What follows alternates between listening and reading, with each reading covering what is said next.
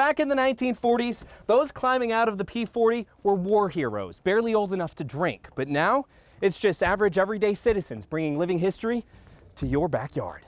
There are over, 1,000 of these little airports around, and they served their country exceedingly well during the Second World War. Director of Wings Over Walla Walla, Craig Wallum, says their regional airport is no different. Back when it was a military base, over 8,600 pilots were trained to go overseas and fight alongside the Allied powers in World War II.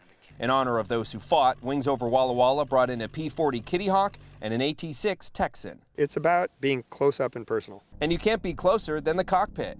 Analog dials, switches, and levers, all with history. We're just a moment at a time for the piece itself. You can see it, smell the avgas and the oil and a little bit of fear in there too, I think. I don't know if it's mine or theirs, but yeah, it's still there and it's quite a presence. That's Drew Watson, a pilot for the Erickson Aircraft Collection.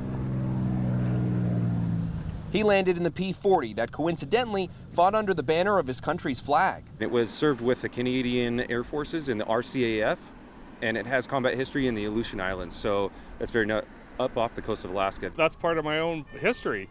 So yeah, it was quite something else to have it painted up for that livery, fly it in front of my fellow Canadians. Yeah, it was awesome. Maintenance director for the fleet, David Reed, came in the AT-6, which has its own story. An older gentleman who's now passed away at Swede Ralston used to do aerobatics in his T6. During the air show, he would come by in and do an inverted low pass.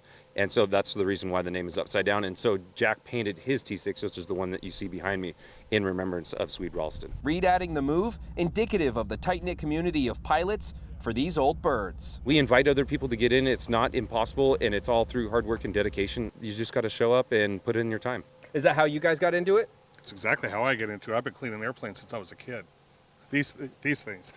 So, it's lifelong. This homage payment, Wallum says, coming after opening a museum in the barracks turned DW distillery. And then that led to, well, what are some of the other things that we can get people to experience in a larger way, in a much more in-your-face kind of way? And I don't think it gets more in your face than these big behemoths behind me. Now, the planes will be at the Walla Walla Regional Airport through Sunday, with flights in them also being offered.